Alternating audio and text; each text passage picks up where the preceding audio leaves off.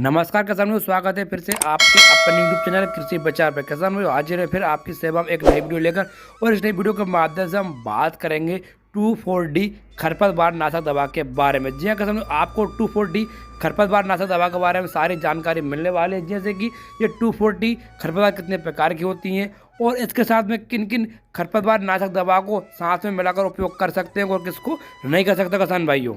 ये सब जानकारी आपको इस वीडियो के माध्यम से मिलने वाली, तो कृपया वीडियो को लास्ट तक जरूर देखें। और अभी तक जिन किसान भाई आपके अपने यूट्यूब चैनल कृषि बचाव को सब्सक्राइब नहीं करते तो सब्सक्राइब जरूर करें, ताकि आपको ऐसी नई जानकारी मिलती रहे सबसे पहले। तो चलिए किसान वीडियो की शुरुआत करते हैं। किसान भाइयों, 2,4-D जो खरपतवार नाशक दवा होती है, मुख्यतः चौड़ी पत्ती के खरपतवार मारने का काम करती है। खास करके इसका उपयोग गेहूं, मक्का, गन्ने जैसी फसल में किया जाता है, चौड़ी पत्ती के खरपतवार को मारने के लिए किसान भाइयों। और जो 2,4-D जो खरपतवार नाशक दवा होती है, मुख्यतः दो प्रकार की होती है। एक होती है 38% वाली 2,4-D और दूसरी होती है 58% वाली 2,4-D किसान भाइयों। जो 38% वाली 2,4-D होती है उसे गैस वाली 2,4-D दवा कहते हैं किसान भाई। और इस समय गेहूं की फसल का सीजन चल रहा है, तो ऐसे में गेहूं की फसल में चौड़ी पत्ती के खरपतवार मारने के लिए 2,4-D दवा का बहुत ज्यादा उपयोग किया जाता है। तो ऐसे में किसानों के मन में बहुत ज्यादा शंका बनी रहती है कि वे 38% वाली 2,4-D दवा का उपयोग करें या 58% वाली 2,4-D दवा का उपयोग करें। इनमें इन दोनों में कौन सी दवा बेस्ट है, आइए आगे समझते हैं। सबसे पहले बात करते हैं किसान भाई 38% वाली 2,4-D यानी कि गैस वाली 2,4-D के बारे में। अगर आप 38% वाली 2,4-D दवा का उपयोग कर रहे हैं तो आपको एक बात का विशेष ध्यान रखना है किसान भाई, जैसे कि आप जिस खेत में 38% वाली 2,4-D दवा का उपयोग कर रहे हैं तो उसके आसपास या उस खेत में किसी प्रकार की सब्जियां या चौड़ी पत्ती की फसल लगी ना हो किसान भाइयों, क्योंकि यह गैस वाली 2,4-D दवा है या हवा के द्वारा उड़कर उस फसल में लग जाएगी, चौड़ी पत्ती की फसल में, और उसको भी काफी ज्यादा नुकसान पहुंचा सकती है किसान भाई। इसलिए आपको इस दवा का उपयोग कर सकते, इस बात का विशेष ध्यान देना कि आपके आसपास में या आपके खेत में चौड़ी पत्ती वाली सब्जी या किसी प्रकार की फसल ना हो, चौड़ी पत्ती वाली नहीं, तो ये काफी ज्यादा नुकसान पहुंचा सकती है किसान भाइयों। 38% वाली 2,4-D यानी गैस वाली 2,4-D दवा का उपयोग करना काफी रिस्की होता है किसान भाई। इसको आपको काफी संभाल के इस्तेमाल करना है किसान भाइयों। बात करते हैं 58% वाली 2,4-D के बारे में। तो किसान जो 58% वाली 2,4-D होती है, जो बिना गैस वाली 2,4-D होती है, इसका उपयोग करना काफी ज्यादा आसान होता है किसान भाई। इसका किसी प्रकार का कोई नुकसान देखने को नहीं मिलता है किसान भाई। किसान भाई, हम आपको सलाह देंगे कि आप जब भी आपके खेत में 2,4-D दवा का उपयोग कर रहे हो तो आपको 58% वाली 2,4-D दवा का उपयोग करना चाहिए किसान भाई।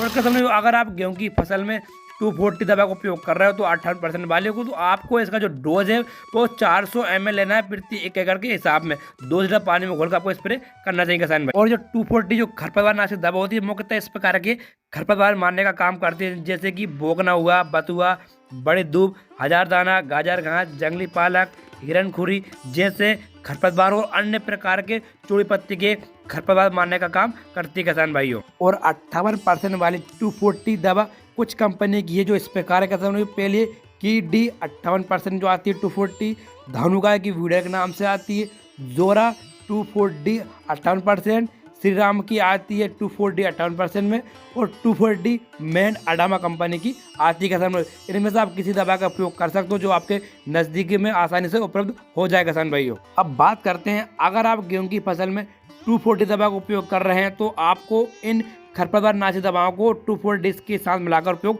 नहीं करना चाहिए। अगर आप इन दवाओं को साथ में मिलाकर उपयोग करते हो तो आपके गेहूं की फसल जल सकती है, आपकी गेहूं की फसल में लंबे समय तक पीलापन बना रह सकता है। तो दवा कौन सी है जो आपको 2,4-D के साथ मिलाकर उपयोग नहीं करना है, आइए आगे समझते हैं किसान भाइयों।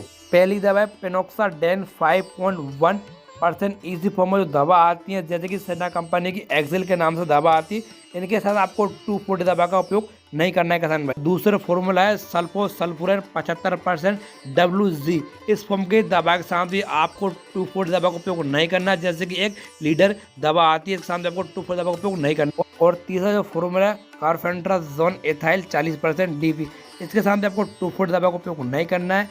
FMC की एक दवा आती है जिसका नाम है इफिनिटी। और किसान कुछ खाद है जिनके साथ भी आपको 2,4-D दवा का उपयोग नहीं करना, जैसे कि NPK 1919 मैग्नीशियम सल्फेट, और एक कीटनाशक दवा आती है जिसका फॉर्मूला डाइमिथोड 30% EC, इसके साथ भी आपको 2,4-D दवा का उपयोग नहीं करना है। और किसान अगर आप गेहूं की फसल में 2,4-D दवा का उपयोग कर रहे हैं तो आपको गेहूं की फसल जब 20 से 25 दिन की हो जाए या खरपतवार 3 से 4 पत्ती हो जाए तब आपको 2,4-D दवा का उपयोग करना है। और आपको प्रति 1 एकड़ में जो इसका डोज है वो है 400 ml। आपको 400 ml दवा 2 लीटर पानी में घोलकर प्रति 1 एकड़ में आपको स्प्रे करना है 58% वाली 2,4-D दवा का। और क्या समझो, आपकी गेहूं की फसल में चौड़ी और सकली पत्ती के दोनों प्रकार के खरपतवार हैं और आपको इन दोनों खरपतवार को एक दवा से नियंत्रण करना चाहते हो तो आप हमारी ये वाली वीडियो देख सकते हैं। आपको इस वीडियो में गेहूं के खरपतवार को किस प्रकार से नियंत्रण किया जा सकता है सारी जानकारी आपको दे रखी है। किसान भाई, आशा करता हूँ आपको ये छोटी सी जानकारी पसंद आई होगी। अगर आपको ये जानकारी पसंद आई होगी तो वीडियो को लाइक और चैनल को सब्सक्राइब जरूर करें ताकि आपको ऐसी ऐसी नई जानकारी मिले सबसे पहले। तो चलिए किसान भाई, मिलते हैं अगली वीडियो में एक नई जानकारी के साथ। तब तक के लिए नमस्कार किसान भाई।